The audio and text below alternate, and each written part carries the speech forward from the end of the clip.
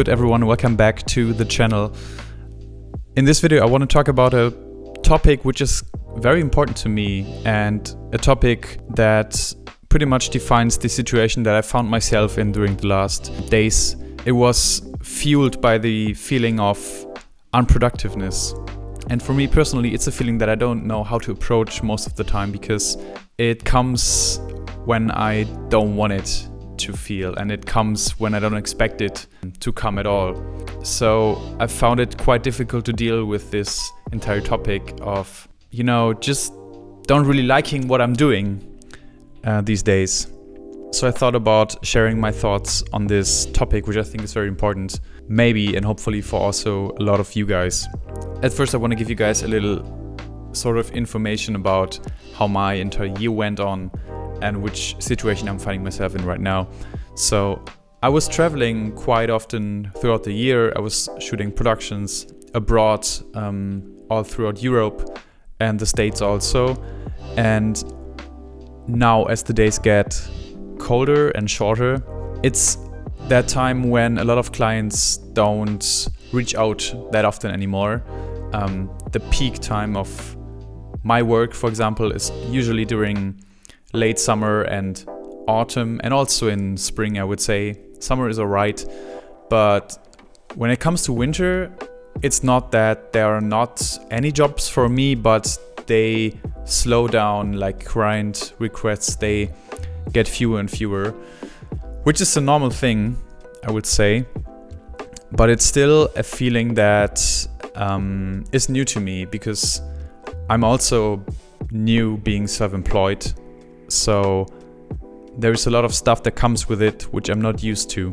And I think this is not only a topic which is for people who are also self-employed as I am, but also for people who find themselves in a similar situation where they want to create some sort of work, they want to feel productive, but for some reason they just can't. And let me try to explain to you why I felt so unproductive and so bad at some point. It was because I just came from some amazing productions in New York and LA, in Swedish Lapland, and now I find myself in a super comfortable situation where now I'm spending my days at this beautiful office. I'm sharing time with my friends, with my girlfriend, with my family. Everything seems to be super alright. But for some reason, this feeling of not being enough, for some reason, if that makes sense, it evoked inside of me, and I couldn't get over it, and I couldn't figure out why I was thinking that. If I reflect on this that way, it's kind of obvious that after a lot of months of constantly traveling and working, it's kind of normal to have phases as a freelancer where you don't work that much, at least not. For me, it's like on-set productions. So I'm just sitting in the office and I'm kind of missing that feeling of having productions and shooting for clients. So it's kind of normal to have these ups and downs. But still, when you combine that feeling with the bad weather, which is nothing to complain about at all, honestly, but still I feel the overall mood in autumn and winter added to the feeling of not having too many productions and shootings, they really added up. And I really had to deal with this for some time. And it made me think about what's the best way actually to deal with it and what is actually also adding up to it. Because honestly, I just can't blame the weather or the clients not reaching out. I came to the realization that it has to do something with myself. And when I'm quite honest with you, the feeling that I had was fueled by me comparing myself to a lot of other people. And I've done a video about my relationship to Instagram. And there is, of course, other social media platforms out there as well. But still, I feel Instagram is like the ultimate mood killer, especially in those days. And I'm sure I'm not the only one who's finding himself in a situation like that. So I think a lot of you guys might know this feeling and this situation of not having the work you want to do, or just having sort of a phase in your work where it's just not much going on. And I usually try to advise to use that time to slow down and to get new inspiration and, just kind of refuel yourself with like fresh thoughts. But this is easier said than done, especially when you find yourself in a situation where everyone else, at least I feel, is doing so much work and is putting in the effort and is really like on the grind and working and being on the road. For me, it's a feeling that I find very hard to accept. But over time and in doing this video, it allows me for reflecting on this very topic. And the one thing that I can advise the very most is to reduce your time on social media. It's a crucial thing, and if you want to dig deeper into how I deal with Instagram, there's a video that you can find on my channel where I'm explaining my relationship with the platform, how it's killing your creativity and where I get my inspiration from. But to come back to this very topic, I feel it's incredibly important to recognize what is actually the cause of your mood and the cause of your entire situation. So I can advise really from the heart, quit your time on social media, reduce it to the minimum, or don't spend time there at all, and really try to allow yourself and your thoughts to breathe and to actually expand to some point where everything will make sense to you. But if I'm being honest with you, how is it possible to overcome this kind of situation when you're just constantly influenced by what everyone else is doing?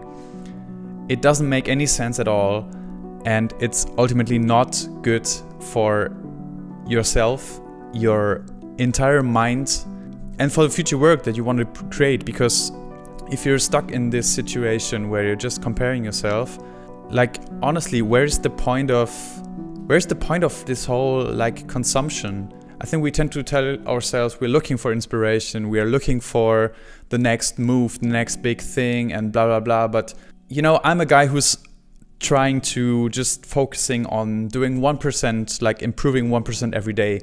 But even if I try to reach that 1%, sometimes it seems out of reach just because I feel so held back by the whole environment I'm putting myself into. And it's not this place, it is not the weather, it is ultimately fueled by all of this comparison on social media. So this is my main takeaway from all of this. It is really to accept the situation and exactly know what you're going to do about it.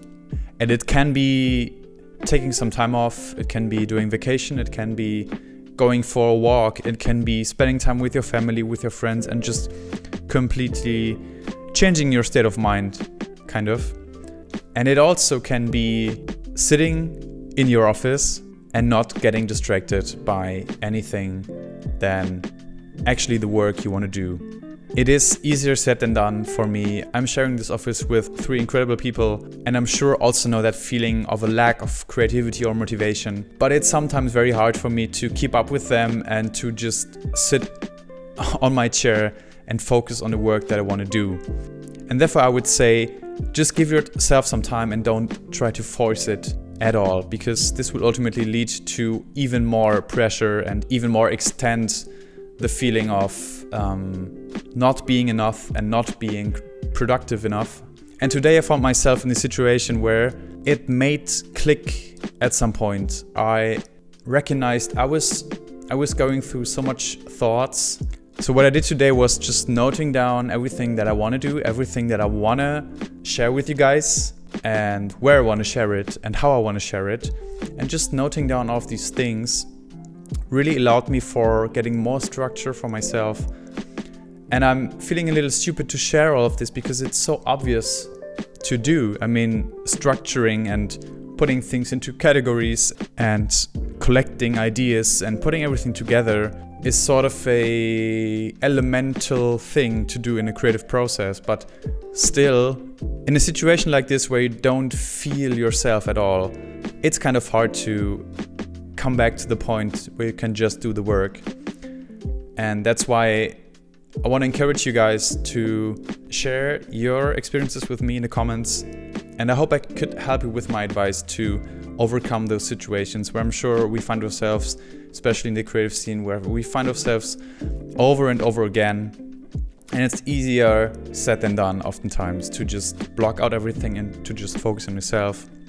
The only thing I can recommend really is slowing down, knowing where you want to focus on, and really trying to get rid of any distractions that there are, which can be social media, which can be your TV, which can be anything that you just don't want and you know it's not good for the thing that you want to do. It can be your TV also, if Netflix helps you to, refill the batteries, that's also fine. I think this feeling of being enough, actually, which doesn't necessarily need to be productiveness or whatever, can also just be the feeling of gratitude and just feeling well. It all comes down to how you spend your time, and it can also be Netflix, as I said. So if you want to spend 1 or 2 hours watching Netflix, you can do that, as long as you're doing it intentionally and not binge watching Netflix while being on your phone, while chatting with your girlfriend, while having dinner. Just take your time and do everything once at a time. That allowed me today for really getting more focus on what I actually want to do, getting a more clear state of mind. Yeah, that sums up the video, guys. I didn't really know how to make a video about this, and I just want to talk straight from the heart, because I feel this is what ultimately influences me. When I see videos on the internet, I really enjoy videos where people just speak from the heart. And this is what I wanted to do in this video, so I hope you guys enjoy this one. It's not a super fancy video, but I think it covers a topic which I can't talk about enough. And if you are interested in seeing more of my thoughts, not only on video but also in some form of newsletter, I would encourage you guys to subscribe to my newsletter on Substack, where I'm going to be sharing new updates from my journey as a photographer, but also just thoughts on my creative journey. And that's why I called the newsletter Mindful Photography. And I'm happy to have the first episode out, and I hope you guys enjoy it, and I see you in the next one. Thanks for taking the time, and take it easy and stay focused.